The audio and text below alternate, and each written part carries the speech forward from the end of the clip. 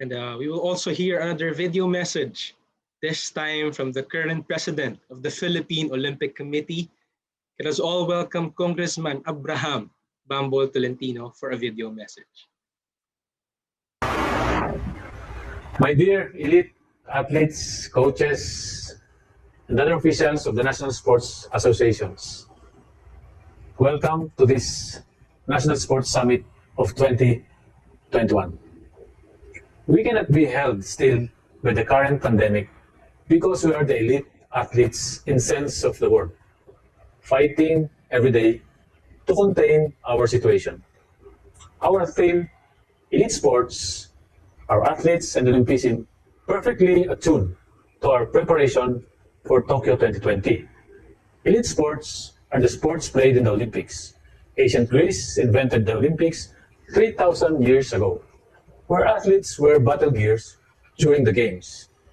If you have seen the movie Spartacus, Sparta will not be sending fighters to war unless the games are done. Games have become the priority rather than war. It was believed that excellence in sports will honor their god Zeus. Olympic was modernized in 1894 by the founding of the first International Olympic Committee. This led to the first modern games in Athens in 1896. Rules have changed and sports have been the battlefield for elite warriors. Honor in winning for each country is the norm. People don't have to kill anybody to conquer a different nation. This has been happening until the present times. Maybe most of our athletes or elite athletes, some are coming from the ranks of the military. That's the reason why we have the so-called DS or the detailed service. Like for example, in our NSA cycling, they list some of the elite cyclists in our pool are coming from the military or the armed forces of the Philippines. They come and retire in sports as well as in military services. Olympism is a philosophy of life. Many of us don't quite grab it well. Olympism brings together sports, culture, and education for the benefit of humanity. It is a way of blending international cooperation. Athletes strive to provide us a good example by creating a way of life that brings all nations together and how to live in harmony with each other.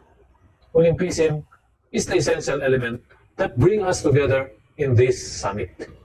Olympism will push us through this pandemic and lead us to a better life.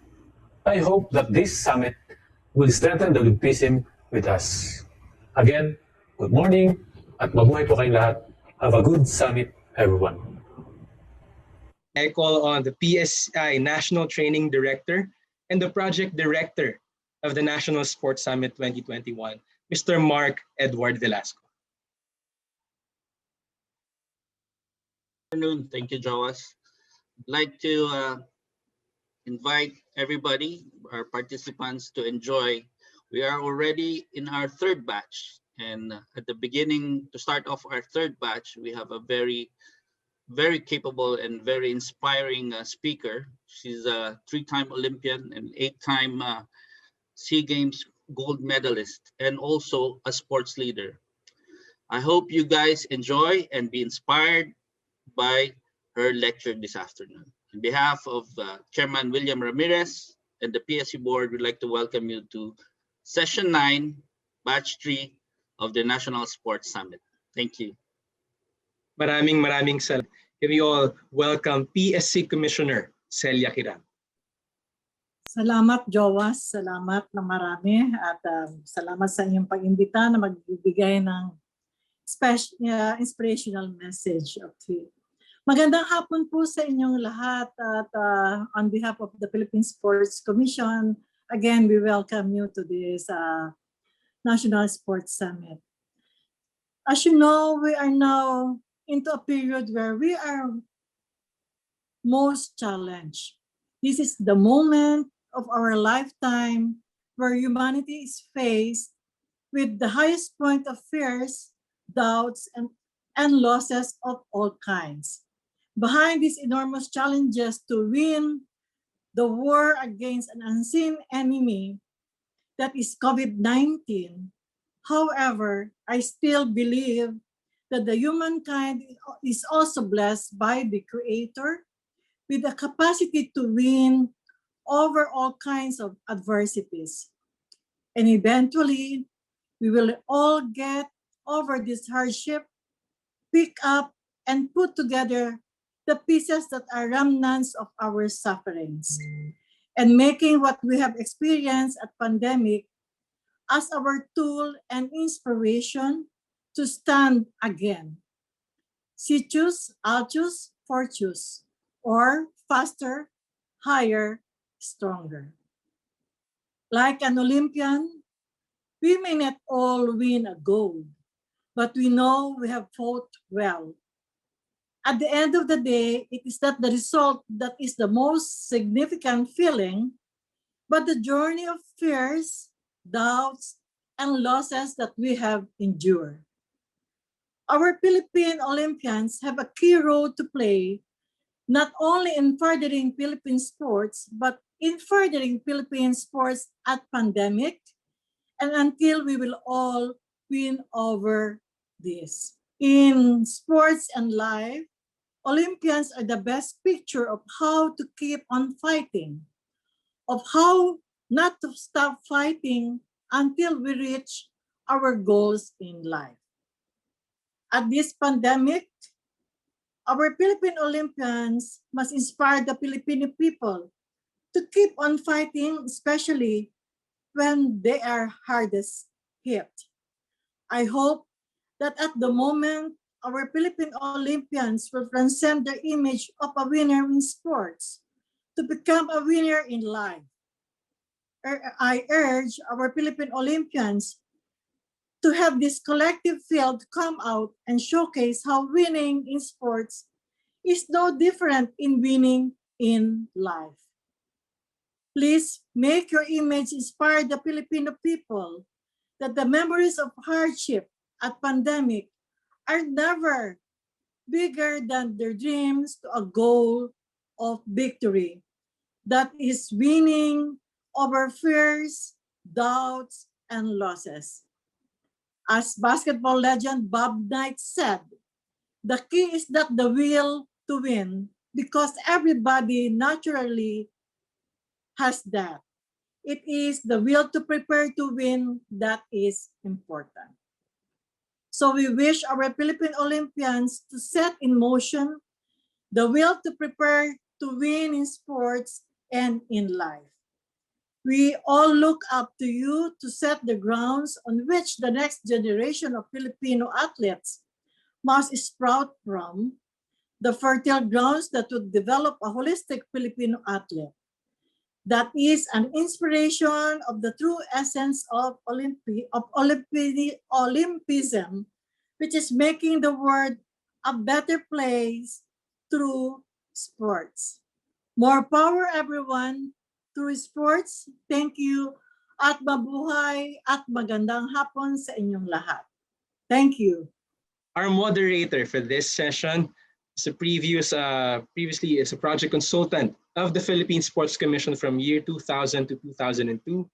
She was a former senior sports and games regulations officer and executive assistant from 1994 to 1998. She served as a research advisor and defense panel to more than 50 universities for academic research studies and policy papers in a span of 8 years. She also accumulated 5 years experience in teaching and subjects ranging from political issues to public administration, from citizenship, leadership, and governance to national youth transformation, from other social sciences areas to cultural and economic landscape. Lastly, she directly handled and managed PR and media works for various entities, from writing for local and international media networks to providing PR and media services to government agencies, local government offices, and NGOs from 1993 to present. Guys, help me in welcoming our moderator for this lecture, Ms. Agnes Rosario. Our guest speaker for today will tackle the role of Philippine Olympians in furthering Philippine sports. She's a very well-known athlete, giving so many honor and pride to the Philippines. And she will also share how to optimize the asset of the Filipino Olympians to play a meaningful role in the realm of Philippine sports. Our famous athlete, lady speaker, a television host, a journalist, a retired swimmer who is known for her powerful kicks and powerful flawless strokes.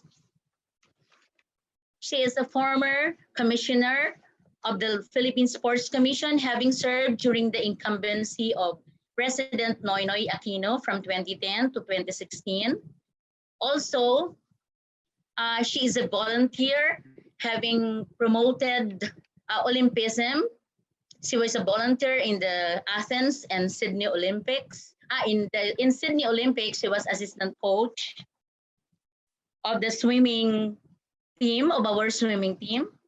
I want to say thank you. Maraming salamat sa PSC, Celia, Mark Velasco, the director of the summit, and the rest of the board for the invitation to be here. I also just want to say thank you for continuing with this summit. This is the 9th session, batch 3. This is a wonderful service and wonderful opportunity to take advantage of the time for the country. So maraming salamat. Thank you for conducting this and for inviting me. I'm excited to share with you the work that we've been doing at the Filipino. Some interesting facts about the POA. So we have at the moment an estimated around 400 plus Olympians. And I did the math. I binilang ko. We have around 86% of that 400 plus Olympians are men and 14% are women. But before you start to wonder kung bakit, you'll understand when I know. So we first participated in the Olympics in 1924 in Paris. But women first participated in the Olympics in 1956. So that's a good 30 plus years after. And our first participants, we had 2 ladies in athletics and 2 swimmers. Manolita Cinco, Francesca Sanopal for athletics, and Jocelyn Van Geis and Gertrude Lozada for swimming.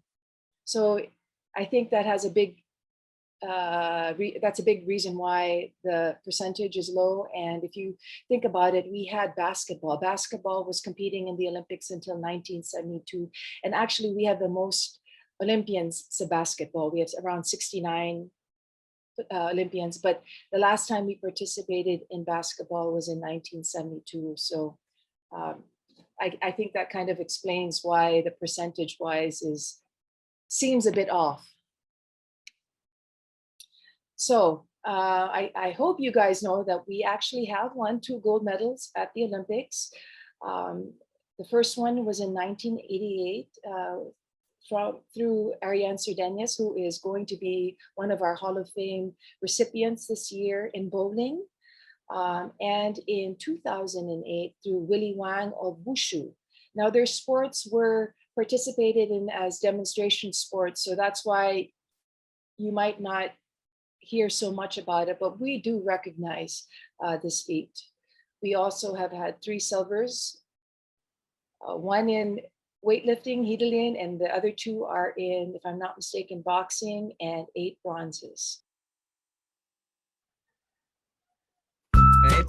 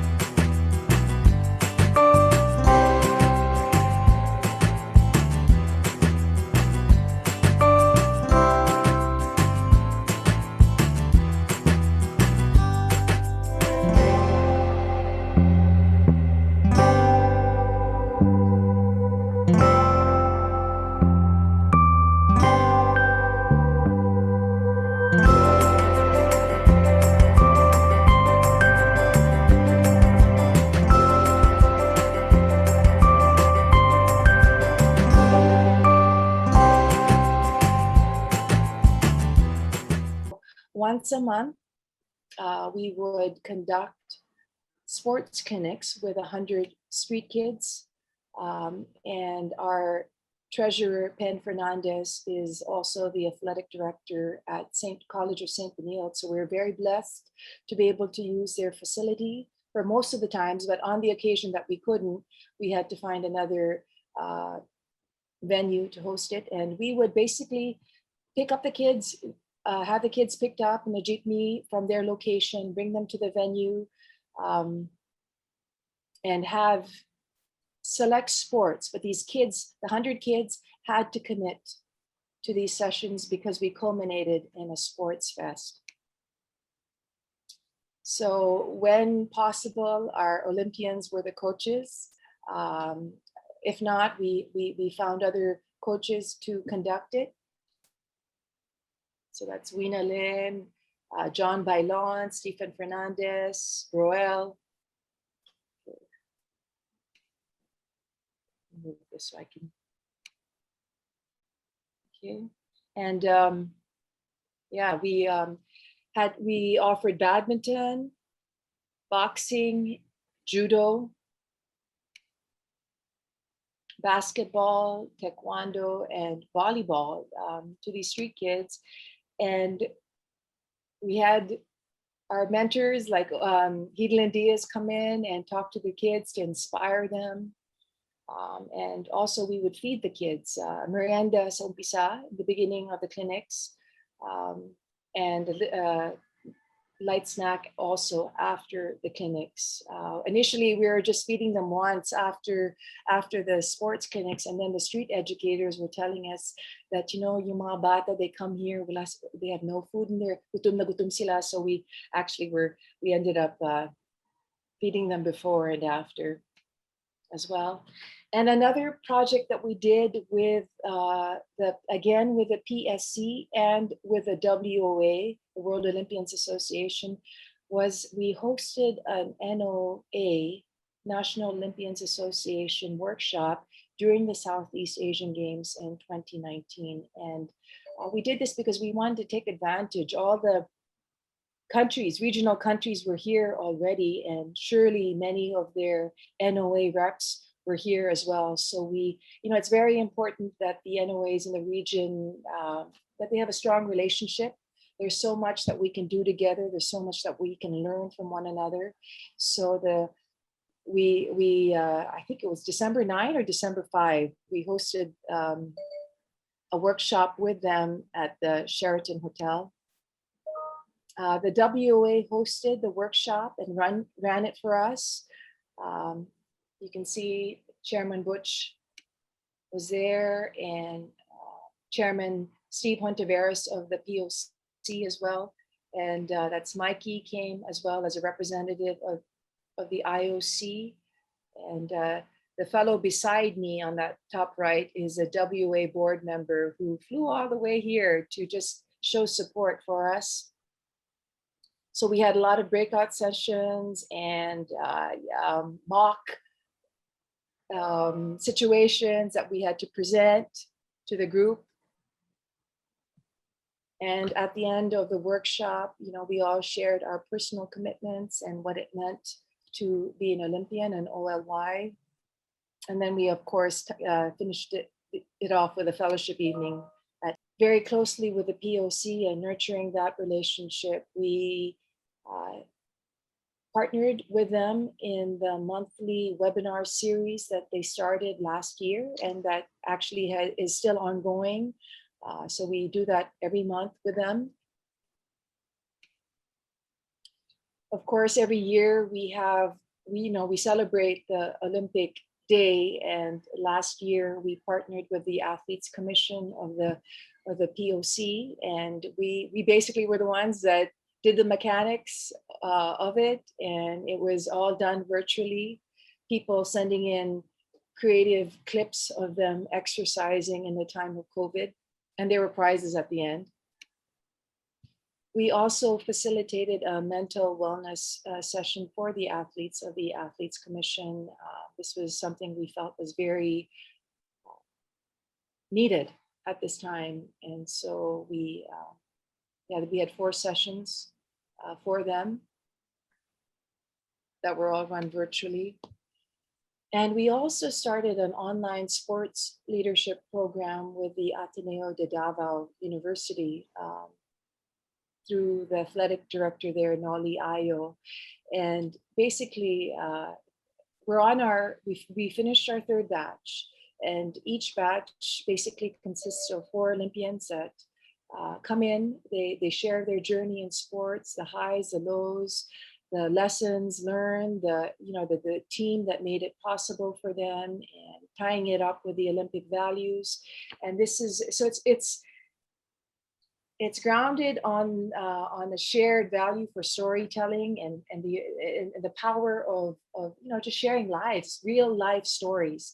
And we've limited the runs to 12 to 15 participants, and most of the participants, I'm pretty sure many of the participants of this summit could have been participants of the online sports leadership program, because they were athletic directors, they were sports consultants or directors in their LGUs. And yeah, it's just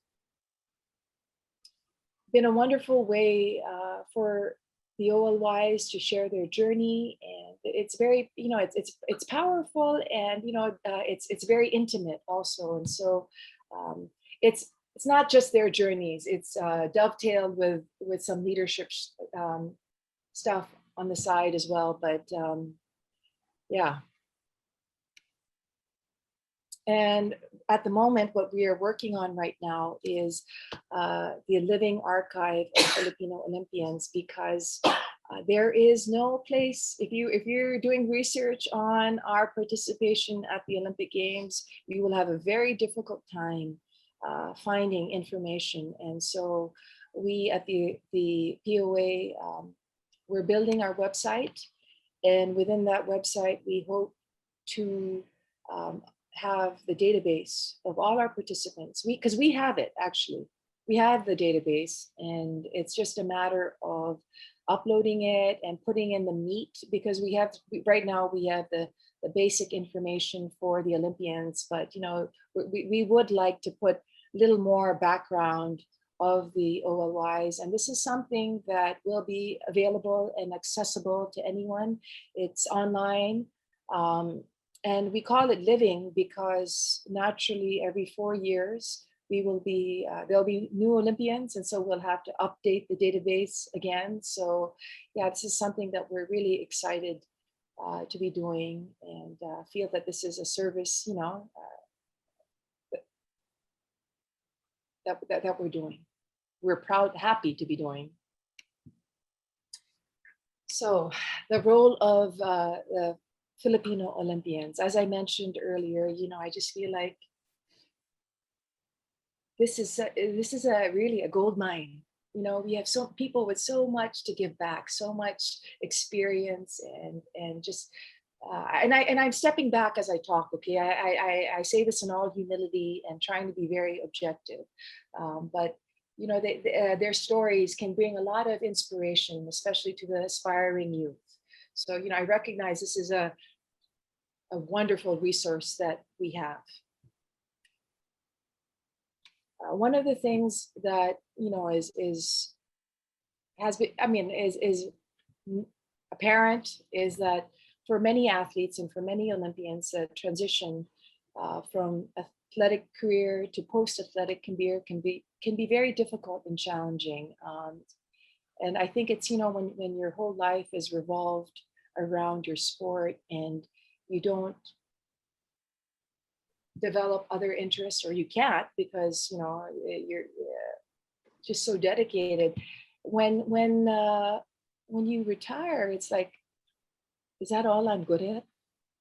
Is that it? Well, it's very natural for an athlete, an Olympian, to go through this. And also, along that line, also, we have a lot of Olympians that need help just kind of transitioning into, they're not from a financially well-off place, or they haven't been advised well on how to manage their funds. So this is something that we're trying to. So we have this here, and there's a need here, and we would like to somehow put it together, dovetail to have one answer the need here. I think it's when I was asked to give this talk, it just became clear that we really do need clear pathways for Olympians post careers, just opportunities that they can, possibilities of career options that they can consider post athletic career. And this is just in the context of sports, okay? Because that was what I was asked to speak about. There's so many other possible career options for our Olympians, but again, because they are a great source of inspiration, I think it would be great if we could give them some training in public speech, and use them. I'm not, to speak to the youth, that there would be not only the youth, but actually even to, as we're doing with the online sports leadership program, to people in sports in general. And I think this is something that, as I speak, this is something that as as part of the Philippine Olympians Association, I'm also trying to think about, okay, how do we support? Who do we need to partner up to provide this kind of service for our Olympians so that they can transition into doing these things? Some of them are doing it already, but imagine if you get real guidance and help in how to do it. I think there's a just constant need for qualified coaches, trainers, educators, and the Olympians are certainly a natural place to look first. But having said that, I do think that the Olympians do need to go through foundational coaching courses as well. Just because you're a good athlete will not naturally translate to you being a fantastic coach. And so I do believe that they need training in that aspect, and it's only for their own personal benefit as well. And as educators, I know that there certainly are requisites to be a licensed teacher. So giving them access and pathway to getting those accreditations that are necessary if they want to become PE teachers and the like. Natural sports administrators and or athletic directors. And I would like to see how we can provide them with further education in sports management and just all the different aspects, from marketing, from human resource.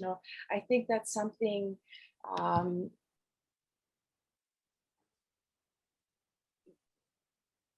that they would certainly benefit from going through a course on it, and not just being thrown into that position. So these are some of the thoughts and ideas that I had in the context of sports. Of course, with what we're doing right now, the online sports leadership, clinics, this is great. And I'm so glad we can do this, and we can only do it because of the support that we receive from the PSC, from the WOA. They have grants that we apply for to conduct these things. But I also want to see how we can help our Olympians also really make a career also potentially from it.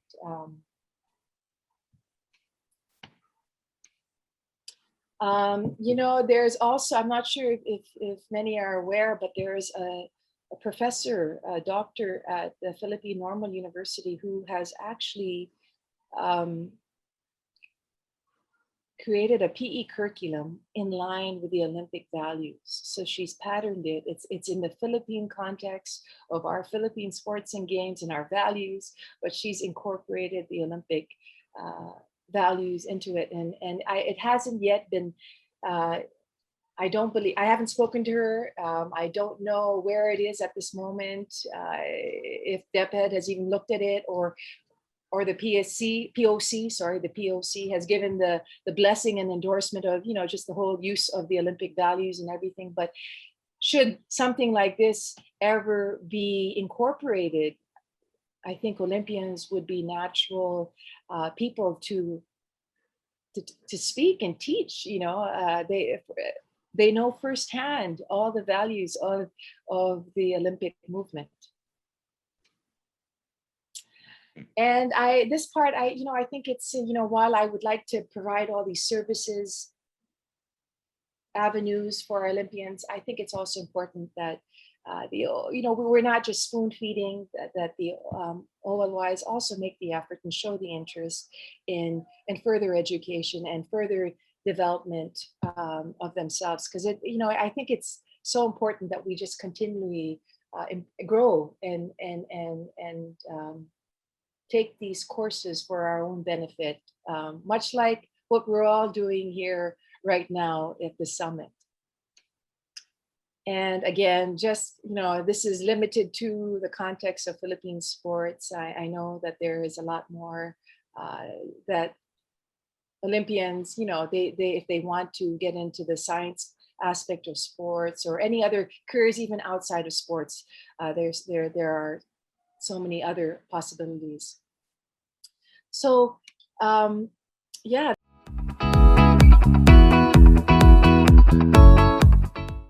Joash, actually, even I grew up with other, hindi lang swimming. I started off doing piano. I had other things, but even for myself personally, when I retired, you do go through kind of an identity thing. Is this all I'm good at? Am I just a swimmer? Yun lang, and it's kind of, I was listening to Ariane Sardeñas. They had given an interview of her and how she was, and she really said, there's life after sports, and really there is life after sports, and it's a matter of recreating that for you. But everyone is different, right? Everyone's path is very unique, but for, you have to also give yourself, I think, some space and room, and hopefully you have people in your life who are there to kind of coach you through that transition too, or kind of, help you discover your new interests, to see what else you might want to pursue. So for me, that was something that I did really experience, and so I know it's very real. But I echo what Ariane said, that there really is life after sports. She became a nurse. I got into the media, and I always say, kung hindi dahil sa sports, I wouldn't have gotten into the media, because what I was doing was I was doing sports. I was hosting a sports show, and then later on I got into the PSC as a commissioner. And I know kung hindi dahil, my journey in sports, I would not have entered that. But it takes a while. It doesn't happen automatically. You're kind of searching. And Josh, I tell you, for me personally, I like learning, I like growing. And so I was always looking out for courses. I went to the Olympic Academy in Greece, on scholarship, to learn about the Olympic values. And then later on down, I applied for, there's this program, it's called the MEMOS program. It's a sports management thing run by in Lausanne, and it's all to say that I think we also have to take it on ourselves also to look to grow, to want to grow and learn and develop ourselves as we discover the different interests that we might have. And so sorry, medyo roundabout.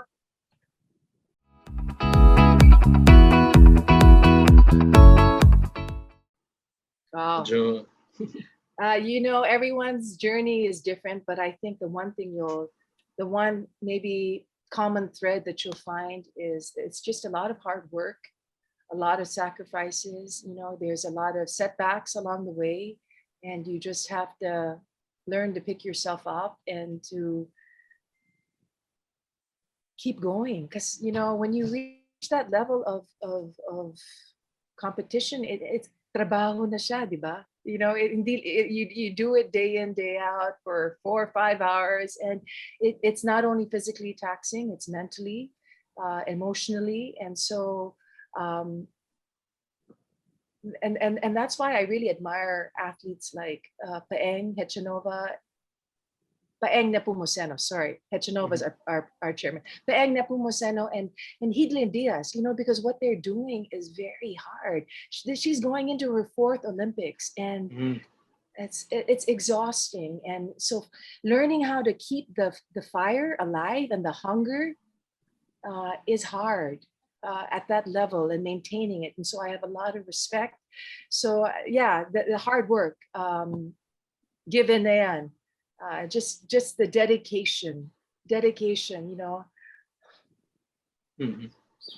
think sobrang pivotal nun, ma'am, is a key.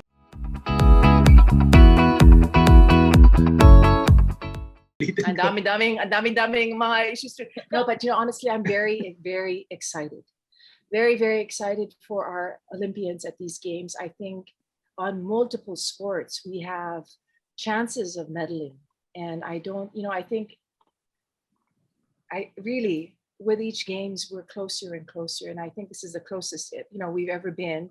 And so for me, it's just so exciting to see and look at the sports though too, athletics, gymnastics, Hidlyn, woman, and golf, and skateboarding.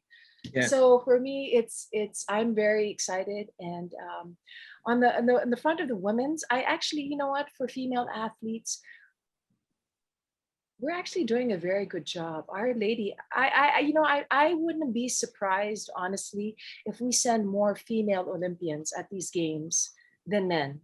I mean, there's maybe not, but there's a good chance that we could, looking at those names and everything. And so I feel like our our lady athletes are really on a great rise, and it's so, for me, so nice to see that they're breaking all these.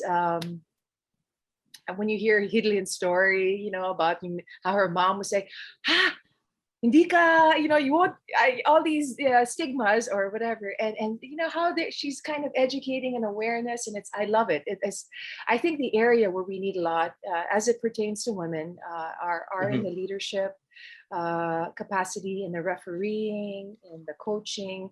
I think you're finding that there are not yet that many women out there. So I don't know if you guys saw the article about the lady. I know she's a coach for one of the basketball teams with Chot Reyes.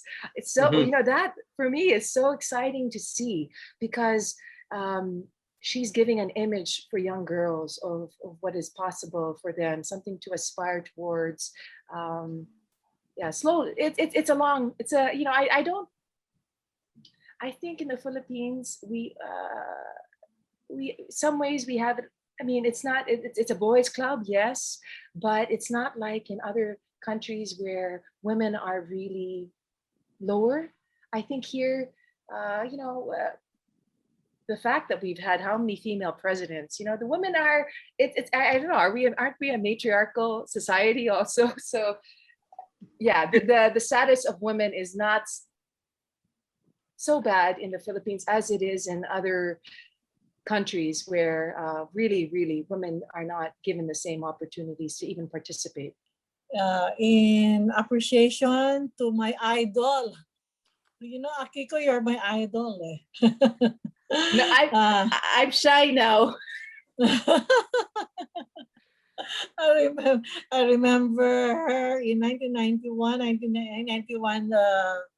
SEA Games in Singapore, where all the Singaporeans, they called all the delegates of the Philippines, not Philippines, kundi Akiko Guevara, Akiko Thompson, no? Akiko Thompson, shouting at us as Akiko Thompson. Anyway, thank you so much. And here's the certificate of appreciation to be presented to you as our resource invaluable for your invaluable contribution. As a resource speaker for the role of the Philippine Olympians in furthering Philippine sports, session of sports conversation, the first phase of the National Sports Summit 2021, given this 14th April 2021 via Zoom.